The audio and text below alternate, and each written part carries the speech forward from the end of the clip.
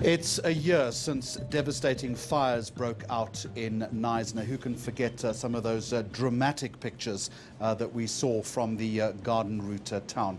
Well, a year on, what is actually happening in the region? Joining us on the line now is Stephan Goosen, who is a reporter for the Knysna-Plett Herald, to talk to us about the aftermath and the rebuilding in the town. Stephan, good afternoon to you. First of all, before we get to what is happening right now, 12 months on, you worked the story with a great deal of endeavour. What do you remember about it? What's the abiding image? Hi, good afternoon, Jeremy, and to your viewers as well. I must say today was especially quite weird for me when I left for work this morning, and as I drove into Knysna, there was this hot wind blowing again, and I could see this small column of smoke rising up, and it just took me back to that day. Yeah, it was such a crazy time. It's actually very difficult to describe to you guys, but obviously living through it was completely different than reporting on it, but then when you do both, it becomes quite a different situation as well. We saw so many stories that we would have loved to tell, and also so many bad things that we would have loved to report on. Yeah, I think the main thing is to remember is that we're a year down the line and things are looking up. It certainly has, 12 months on, changed the psyche of the town. I'm assuming that people continue to talk about it and to reflect on just how awful things were. That is definitely what's happening at the moment. I mean, for all the good that has been done, we spoke to quite a few residents yesterday and the day before yesterday, and the main thing that comes out of their mouths is that fear that still exists. There's definitely still an apprehension, almost a negative anticipation of, could this happen again? And if it happens again, what are we going to do? Is there any progress, Stephan, being made as far as the rebuild is concerned? And in fact, even before you get to that, I'm also wondering to myself whether there is finally, 12 months on, an actual figure on the scale of the damage and the number of homes that were destroyed. Well, there are still obviously one or two accounts that we hear of that people say that was never registered or anything like that.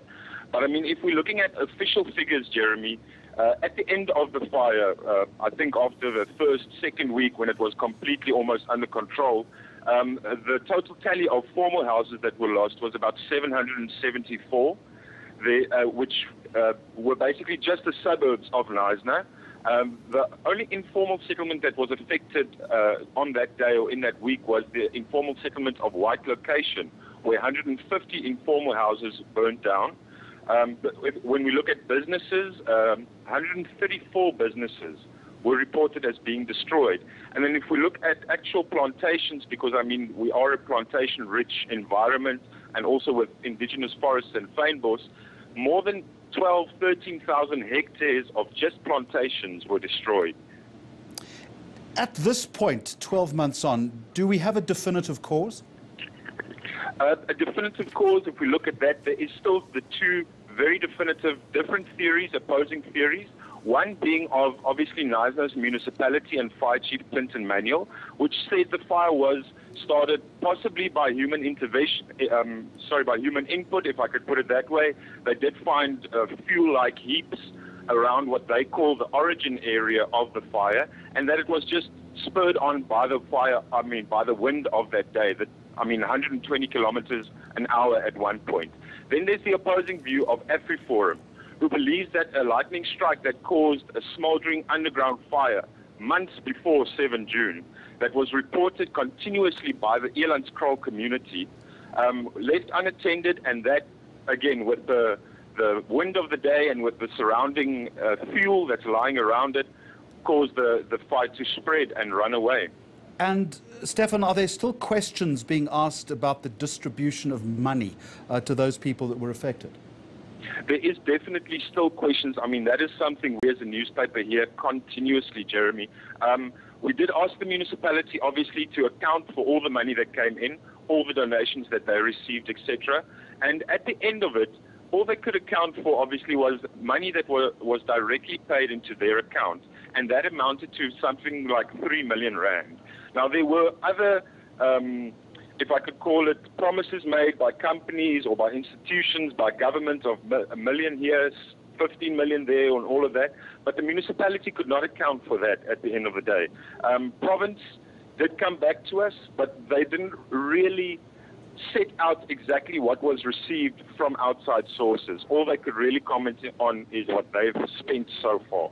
And Stephan, just finally, I've had a look at the front page of your anniversary edition.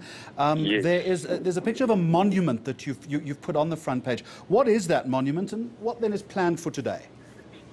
Jeremy, that is actually a beautiful gesture by some locals. On that exact same spot where you can see that wire angel standing is where one of the first victims, a little Malawian girl by the name of Catherine Matope, she was found deceased there. Her mother was later found by a security guard searching for her, actually, but she also unfortunately passed away later in the Tygerberg Hospital.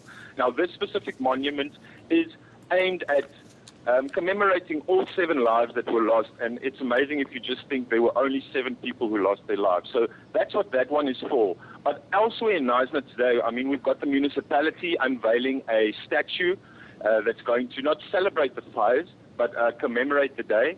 We have locals all over town doing their own thing. We have this little rock garden project where throughout the year people have been painting rocks, and this is now being collected into a monument. There is also an area that called Timber Village where they are planning to put up a remembrance wall. The idea was launched today as well. And then there's another one that they're calling the Reflection Seed Pod, which will go on the Steenbok Nature Reserve on Leisure Isle.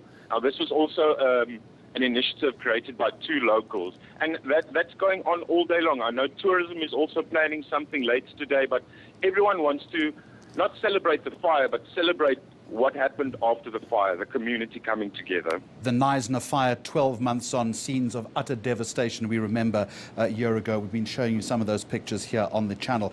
Stephan Goosen, thank you very much indeed, a reporter for the local newspaper, the Knysna-Plett Herald.